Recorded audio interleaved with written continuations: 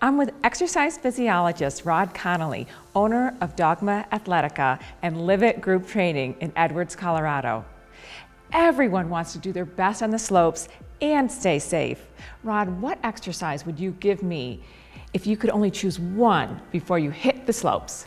If we had one tip to give you before you put your ski boots on and get out on the slopes, is we want to run through what's called a 3-point mobility drill. So let's have you come down to the mat. And you're going to get into a lunge with your right foot forward and your hands to the inside of your right foot, just like this. Now notice how what Brenda has done is she has flexion into her right hip and simultaneous extension into her left hip. She has her spine nice and long, and then now what she's going to do is she's going to rotate and get what's called thoracic rotation, where we're really designed to rotate. And notice that she's nice and open right here. Now the third part of it is she's going to take her right hand back down and she's going to put it on the outside of her foot and she's going to drag back into what's called dorsiflexion hamstring. And this is so good for skiers because she's creating some of the dorsiflexion that you need to be able to drive your shin into your ski boot, and she's getting a little stretch in her hamstring. And then now what she'll do is she'll flow through this pattern.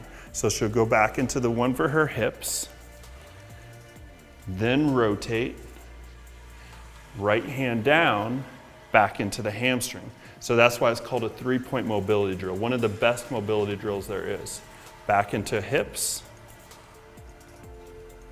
rotate. This does feel good. Right hand down, hamstring. And I have my ski athletes do 6 full rounds per side. And this is a great way to open up the hip girdle, how it relates to the shoulder girdle through a long neutral spine. Just how you want to hold good posture when you're out on the slopes. I like that, and I think this ankle flexion is key because when you're skiing, to stay forward, you need the ankle flexion to engage the tip of the ski. Absolutely. As you know, either you feel like you're in the back seat, yep, or if you have dorsiflexion, you can drive your shins into the tongue of the ski boot and really drive your skis. You know stuff about skiing, Rod. Who knew? Who knew? Who knew? Well, I like that that doesn't take that long. I mean, it's... No, it's your go-to. So if you're traveling out to Vail, traveling to Beaver Creek, and you're in a condo in the hotel room, you don't need much space, you don't even need a yoga mat. Just get into that lunge position, stretch the hips, make the rotation, work into the hamstring, dorsiflex for the ankle. Okay. You'll be ready for the slopes.